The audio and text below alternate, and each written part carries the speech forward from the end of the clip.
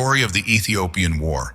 Excerpts from the book Rockefeller Internationalist, The Man Who Misrules the World, ppm 202-203. The story of the Ethiopian War is that of another oily Rockefeller Crusade. It began on July 1st, 1923, when the press announced that the Anglo-American Oil Co, the Standard Oil subsidiary, had obtained an exclusive oil concession in the northern half of the Harrar Province of Abyssinia. Nothing more was heard of this concession for more than a decade, despite the urgent need of the Rockefeller interests for a source of oil for the Mediterranean basin that was close at hand and did not require costly haulage by tankers from the far-off Gulf and Venezuelan ports or from East India. Behind the scenes, there raged a fierce diplomatic battle, for Ethiopia holds the source of the Nile and was regarded by the British Empire as one of its critical spheres of influence. It vigorously opposed permitting its deadly rival, the Rockefeller Empire, to gain a foothold there. Under pressure of the British, Haile Selassie denied permission to the Rockefeller interests to proceed with the development of the concession that had been given them. Following negotiations of Sir Francis Rickett, a director of Rockefeller's Soconee Vacuum Oil Company, with Mussolini, in which it is apparent that the Rockefeller interests assured Il Duce of supplies of oil for a war on Abyssinia, Ethiopia, in exchange for a 30-year monopoly of the Italian oil market and the ratification of their Ethiopian concessions, as well as other considerations. Border incidents on December 9, 1934, between Italian and Ethiopian troops, in connection with a dispute over the Italian-Somaliland frontier, served as a pretext for the waging by Italy of an undeclared war. In the midst of the war, on September 1, 1935, the press announced the text of an Ethiopian concession, negotiated by Sir Francis Rickett, to the African Exploration and Development Company, organized in 1933 as a subsidiary of the Soconee Vacuum. The names of Mellon, Mitchell, and Teagle were mentioned in connection with the deal, and in the following month, October 15th, the press linked an Ethiopian arms order to the Rickett deal.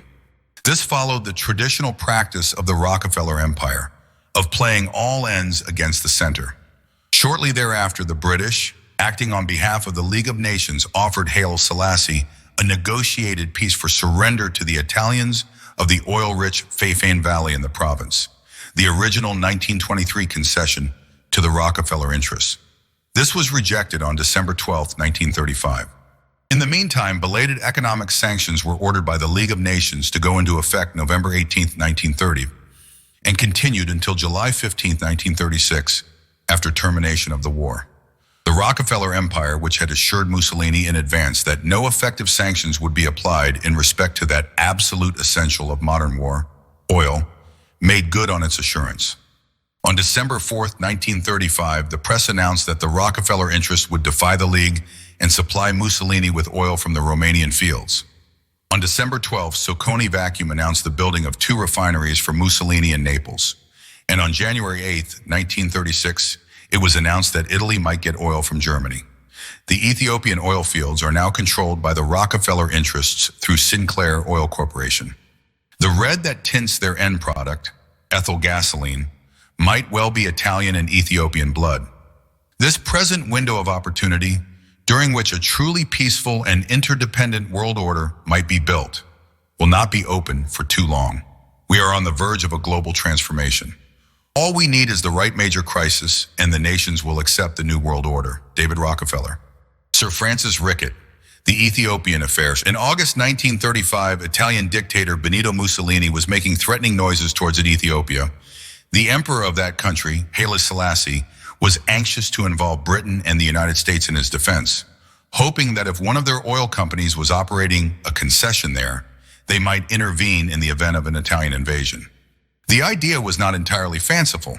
The Standard Oil companies of New York and Jersey were interested in Ethiopia, the latter having sent a survey party there in 1921. In July 1935, they formed a subsidiary, the African Exploration and Development Company, to pursue a concession, and the 46-year-old Rickett was dispatched to conduct secret negotiations with Haile Selassie on the company's behalf. In August 1935, Rickett was not widely known. The English writer Evelyn Waugh was commissioned by the Daily Mail to cover events in Ethiopia and met him as just another passenger on the long journey down from Port Said. Rickett hinted that he was on a mission for the Coptic Church of Egypt, but spoke more openly about his pack of hounds, explaining that the coded cables he kept receiving were in fact messages from his huntsmen in England. Although Wall was suspicious, he had no inkling that Rickett was about to snap up the most astonishing oil concession of the time.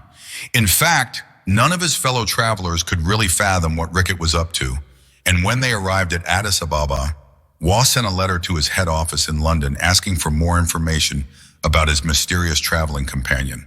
Too little.